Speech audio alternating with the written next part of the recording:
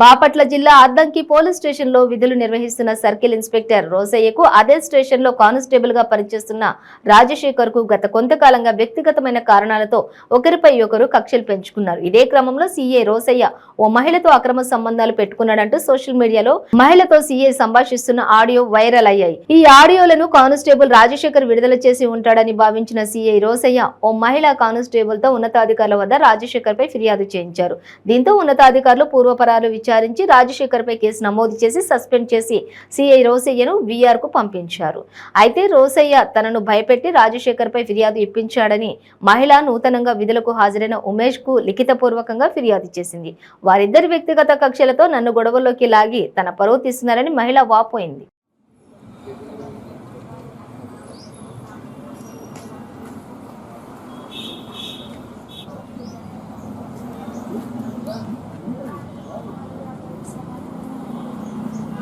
బొమ్మలంపాడు పరిసర ప్రాంతాల తోట సుబాబుల తోటలకు తీసుకెళ్ళి అనుభవించినట్టు గతంలో కూడా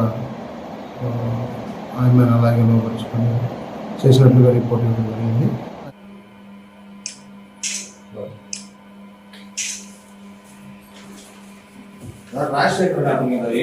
సిఐ రోసయ్యకి నూనె రాజశేఖర్ ఉన్న పర్సనల్ ఇష్యూస్ కారణంగా నన్ను మధ్యలో ఇరికించి నా మీద ఇలా ఎలిగేషన్స్ వేసి నన్ను ఇలా రోడ్డుకి ఇచ్చారు. దీనికి నాకు ఎలాంటి సంబంధం లేదు, దయచేసి నన్ను దీని నుంచి బయట వేయండి. ఆసారికి నాకు ఎలాంటి లేకుండానే నన్ను వాళ్ళ పర్సనల్ ఇష్యూస్ కోసం నన్ను పాముగా వాడుకొని నన్ను ఇలా చేశారు. నా ఫ్యూచర్కి కూడా చాలా ఇబ్బంది కలిగించే విధంగా నాకు, నా ఫ్యామిలీకి, నా పరుగుని తీసి నన్ను అంతా రోడ్డు మీద వేసాడు. సిఐ రోసయ్య నన్ను బెదిరించి ఈ విధంగా నా చేత సంతకం పెట్టించుకున్నాడు. దీనికి నాకు ఎలాంటి సంబంధము లేదు, నేను ఎలాంటి కంప్లైంట్ ఇవ్వలేదు, ఏమి రిజిస్టర్ చేయలేదు. నా పర్మిషన్ లేకుండానే నన్ను కొన్ని రోజులు 9 రోజుల పాటు నన్ను వేరే చోట ఉంచి నాకు తెలియకుండా ఇవన్నీ జరిగినాయి. దీనికి నాకు ఎలాంటి సంబంధము లేదు. దయచేసి ఈ కంప్లైంట్ వెనక్కి తీసుకొని నాకు న్యాయం చేయాల్సిందిగా కోరుతున్నాను. బెంగళూరులో ఎవరు పెట్టారో తెలియదు, నేను వెళ్ళిపోయాను అక్క వాళ్ళతో పాటు. మరి నువ్వు పెట్టిన ఏ సంతకం అది ఒట్టి ఖాళీగా ఉంది, అది ఎఫ్ఐఆర్ అని నాకు తెలియదు. దానివల్ల ఇలా కేసు పెడతాము, అలా ఇరికిస్తున్నాము, మీకు ఆయనకి ఇలా ఉందని నేను రాస్తున్నామని ఎలాంటి ఇన్ఫర్మేషన్ కూడా నాకు ఇవ్వలేదు. ఎందుకు పెట్టమన్నాడు అంటే పబ్లిక్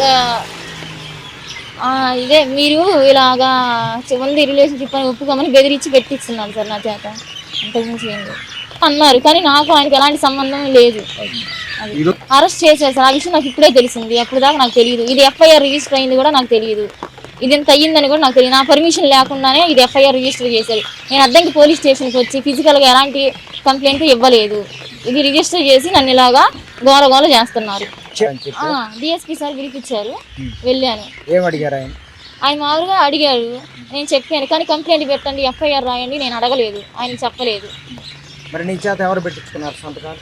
నా చేత సార్ వారు సంతకం పెట్టాము అన్నాడు, నేను పెట్టాను sir. DSP sir, CI sir కూడా వచ్చారు ఆ రోజు.